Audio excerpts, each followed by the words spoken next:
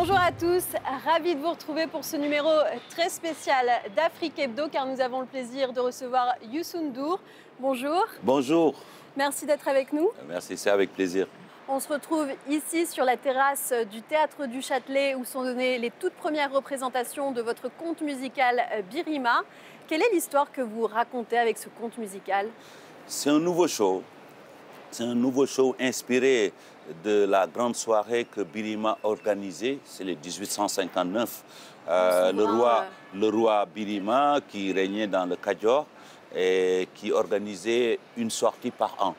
Et donc un nouveau spectacle construit autour de cette soirée-là de Birima avec effectivement des chansons classiques. Il y a par exemple le cultivateur qui avec le berger, ils ont un problème. Et moi j'ai écrit une chanson pour les cultivateurs, j'ai aussi une chanson pour les bergers.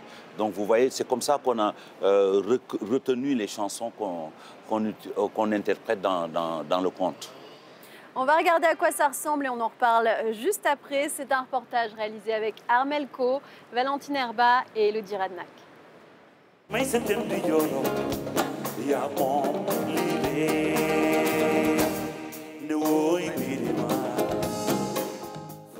Les paroles de Birima résonnent sur la scène du célèbre Théâtre du Châtelet.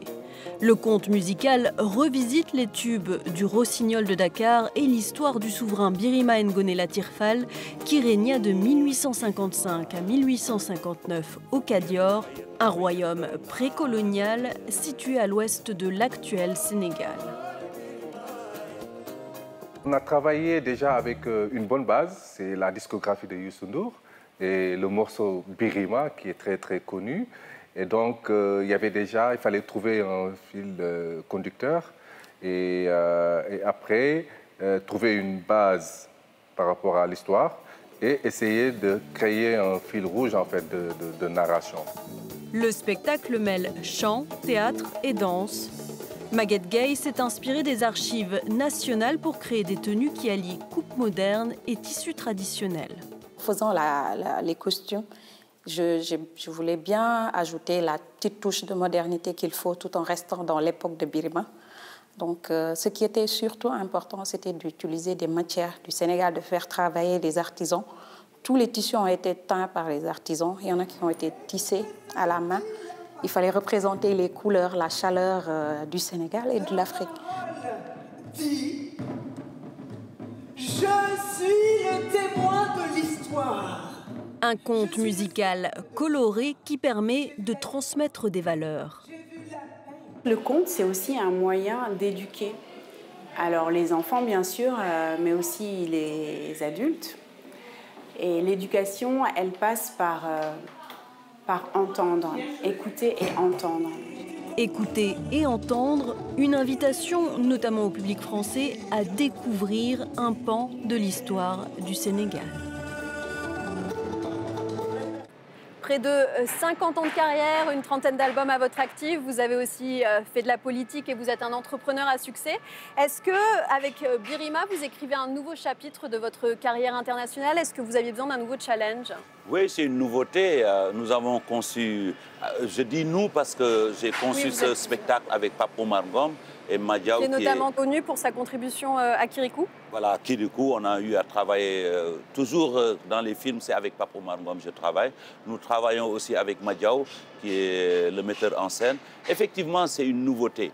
Vous savez, quand on cherche toujours de l'inspiration ou à écrire des choses ou présenter de la nouveauté, c'est comme un nouvel album pour moi. C'est un nouveau spectacle que je présente, effectivement, qui peut aller très loin, qui peut aller parcourir le monde et tout. Justement, il est prévu qu'on le retrouve sur d'autres scènes du monde, à Broadway, sur la West End de Londres, dans les grandes villes d'Afrique, je pense Dakar, Lagos. Ah si, on nous invite, mais bon, on est 50 personnes quand même, hein. C'est un truc énorme. Un grand théâtre. Voilà, c'est les grands théâtres, mais avec plaisir, et c'est l'objectif. Bah, on l'espère. Et quel est le message que vous souhaitez faire passer avec votre conte musical, Birima? Vous savez, on vit dans un monde aujourd'hui très speed. Alors, que les jeunes, sociaux, voilà, les jeunes et autres ont besoin aussi de connaître l'histoire parce que le conte a toujours été la base pour donner des valeurs à notre éducation, en tout cas notre génération et tout. Et nous pensons aujourd'hui, avec tout ce qui se passe, il faut mettre sur la table aussi ce qui se faisait avant pour que les jeunes aient des repères. Ça leur permet de mieux comprendre le monde d'aujourd'hui et le monde d'avant. Et avant la colonisation, nous avions quand même nous fonctionnions autrement. Et je pense que les jeunes ont besoin de connaître cela. Mieux connaître le passé aussi pour inspirer le présent et l'avenir?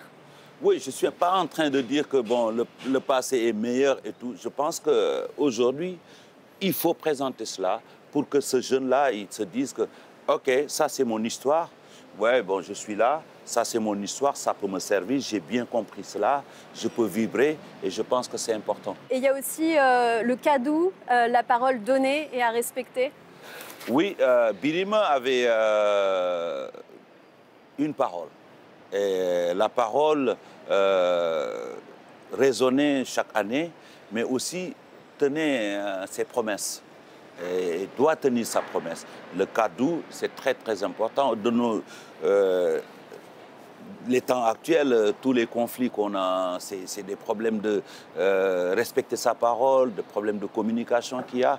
Et je pense que c'est important aussi de ressortir cela et de le mettre aussi là pour que les gens sachent que la parole donnée, c'est une chose sacrée. Le roi Birima qui était aimé de tous ces sujets au point qu'il le surnommait le porteur d'allégresse, Borom Babour. Borom Babour. Vous excuserez ma prononciation. Non, c'est joli et c'est incroyable parce que l'histoire de ma chanson Birima est née. C'est une grande cantatrice sénégalaise, Ndeye Mbaye Guinma Guinma, qui était dans mon studio en train d'enregistrer une chanson pour Birima. Et moi, j'ai trouvé juste l'inspiration de mettre dans sa chanson le refrain. Et après, c'est devenu une chanson. Effectivement, c'est ça mon lien avec l'histoire de Birima. Le conte musical présenté donc aujourd'hui.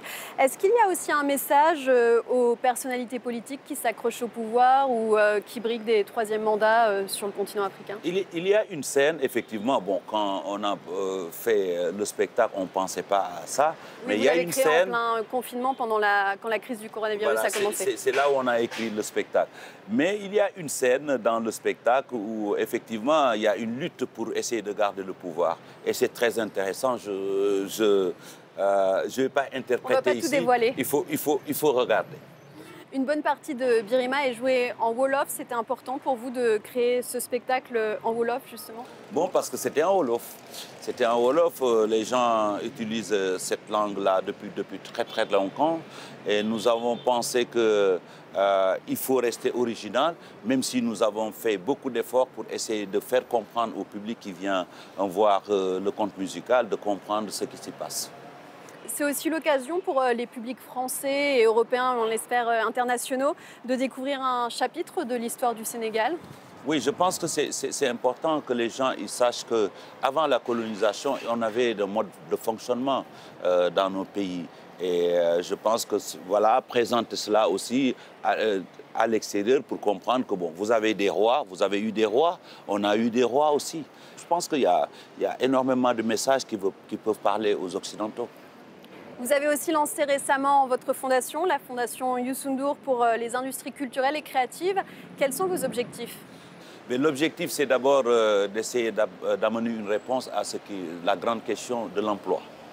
La grande question de l'emploi en Afrique, on a besoin vraiment de créer des emplois. Et moi, j'ai vu que dans le secteur de la culture, des industries culturelles créatives, il y a beaucoup de possibilités de créer des emplois parce que c'est un secteur où il y a des chaînes, beaucoup de sous-métiers qui dépendent des uns des autres.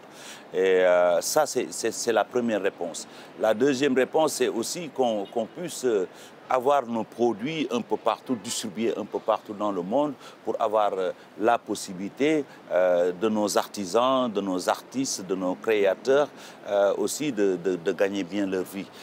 Nous pensons que c'est un secteur qui peut amener une réponse sur le manque d'emploi qu'il y a aujourd'hui en Afrique. Vous ambitionnez d'ailleurs de donner des opportunités professionnelles à 100 000 jeunes du continent? Oui, parce que d'abord, il faut les former. La formation, elle est très importante. Donc, créer des niches de formation qui permettent à ces jeunes-là d'être prêts, de comprendre que les industries culturelles et créatives sont... c'est un travail de chaîne et qu'après, ces jeunes-là sont préparés pour être dans le marché du travail. Quels sont les besoins et les priorités justement pour renforcer les industries créatives sur le continent africain? Je pense qu'il y a le côté juridique, parce que quelqu'un qui crée, qui a trouvé une idée, doit être encadré juridiquement. Protéger les droits d'auteur. Protéger les droits d'auteur et tout, le permettre aussi de vendre cela, parce que créer quelque chose, être dans un village en Afrique, créer quelque chose qui se vend au Japon à un prix exorbitant et que vous recevez que des miettes, ce sont aussi ces questions-là qu'il faut rappeler au départ. Et après, bon, que tout le monde ait la possibilité de présenter ou de travailler en chaîne pour que les industries culturelles rapportent aux acteurs, aux créateurs. Et toutes les filières, tous les arts sont représentés, ça va même jusqu'à la gastronomie, le design ou encore la mode et l'édition. The sky is the limit. Great, génial. Et vous misez aussi sur les partenariats entre l'Afrique et l'Europe? Oui, je pense que aussi ce partenariat doit être gagnant-gagnant. Et effectivement, nous voulons faire des plaidoyers, expliquer bien que ce secteur-là a besoin de financement, ce secteur-là a besoin d'appui. Et je pense que, bon, en Europe, nous rencontrons déjà beaucoup de gens qui nous écoutent. Merci, Youssou N'Dour, d'avoir été notre invité. Merci beaucoup, c'est moi. Et si je peux me le permettre, est-ce que je peux vous demander de terminer en musique et de nous interpréter un extrait de Birima a cappella? Oh, Birima, fumu yendu mayendu fayendo nane. Oh, Birima, fumu yendu mayendu fayendo nane. Merci, c'était un plaisir. C'est moi. Merci, c'est moi. Merci, Afrique Egdo. Merci et merci à vous de nous avoir suivis. À très vite sur France 24.